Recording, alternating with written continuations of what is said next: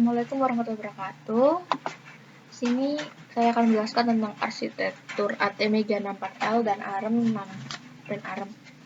Sebelumnya perkenalkan, saya Sarah Maulandari, NR 105191000038. Pokok bahasan untuk presentasi saya kali ini adalah introduction tentang ATmega dan ARM, lalu ada arsitektur ATmega 64L dan arsitektur ARM. Untuk ATmega 64L. ATmega 64 adalah microcontroller CMOS 8-bit berdaya rendah berdasarkan arsitektur RISC yang ditingkatkan AVR. Dengan eksekusi instruksi yang kuat dalam satu siklus clock, ATmega 64 mencapai throughput mendekati 1 Mbps per MHz, memungkinkan perancangan sistem untuk mengoptimalkan konsumsi daya versus kecepatan pemrosesan. Lalu ada ARM. Microcontroller ARM adalah singkatan dari Advanced Array IC Machine. Prosesor ini secara khusus digunakan pada perangkat portable seperti kamera digital, ponsel, modul jaringan, rumah, dan teknologi komunikasi nirkabel dan sistem pertahanan lainnya karena manfaatnya seperti konsumsi daya yang rendah dan kinerja yang wajar. Berikut adalah arsitektur dari ATmega 64L. Yang pertama bisa dilihat di sini ada port drivers untuk PF0 hingga PF7, PA0 hingga PA7, lalu PC0 hingga PC7 atau port C7. Bisa dilihat dari struktur ini, kita bisa melihat kalau misalkan ATmega 64L memiliki karakteristik simetris dan dengan kemampuan sumber yang tinggi. Lalu kita melihat ke PF0 hingga PF7. Ini bukan print reset kondisi, ketika kondisi resetnya jadi aktif. Dan lalu ke JTAG tab ini, JTAG interface. Ketika di JTAG interface enable, maka pull up resistor akan ada di pin P7, P5, dan P4. Akan aktif walaupun dalam kondisi reset. Selanjutnya kita ke arah bawah. Di sini ada port E drivers, port E, lalu ada port B, port D. Di sini port E selain digunakan sebagai input atau output, juga digunakan untuk komunikasi pada user 0. Sedangkan untuk port B ke komunikasi SPI, lalu port D ke user 1 dan ke wire serial interface. Selanjutnya yaitu cara menentukan pemrograman yang bisa mengakses ke memori, yaitu JTAG tab ini, interface. Jadi seperti on chip, debug di sini melalui JTAG, sampai pemrograman flash juga melalui JTAG.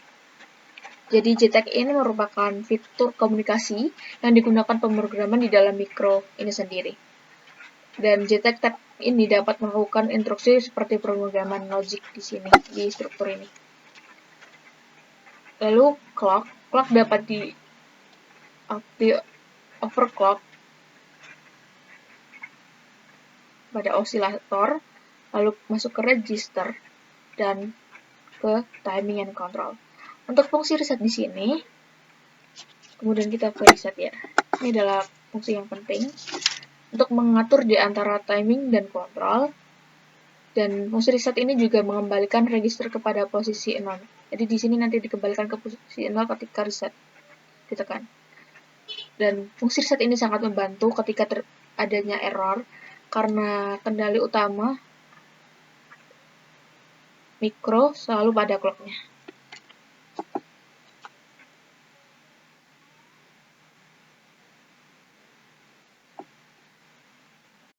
Selanjutnya adalah arsitektur dari ARM. Di sini ada sistem clock, dan fungsi clock ini merupakan fungsi utama. Jadi jika ARM belum mengatur clock, maka SPI lainnya tidak dapat diakses. Lalu di sini ada peripheral clock-nya pada APB1 dan APB2, peripheral clock di bawah sini. Di sini bisa mengatur timer dari PCLK1 dan PCLK2. Dan bisa mengatur SPI atau serial peripheral mengatur timer setiap dari peripheralnya. Sebelum masuk ke PCLK sini, akan lebih dulu mengatur APB1 prescaler di sini dan APB2 prescaler juga. Lalu sebelum itu harus setting HCLK juga di sini. Dan juga setting AHB untuk prescalernya. Lalu ada sistem clock di sini.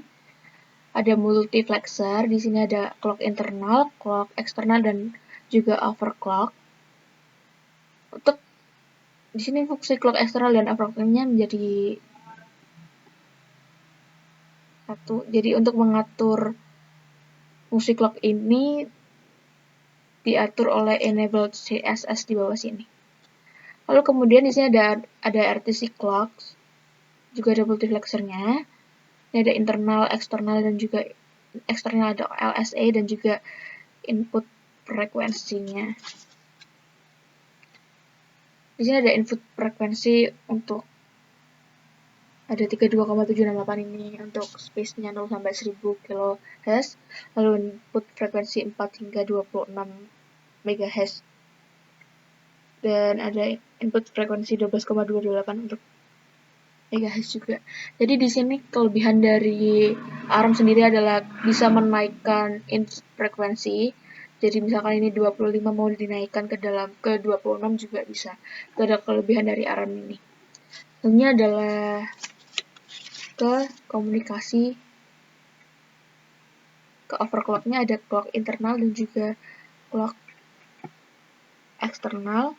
Lalu ada komunikasi I2S, di sini ada multiplexer juga, ada external clock dan overclock. Demikian yang bisa saya jelaskan. Saya mohon maaf apabila ada salah kata. Terima kasih. Wassalamualaikum warahmatullahi wabarakatuh.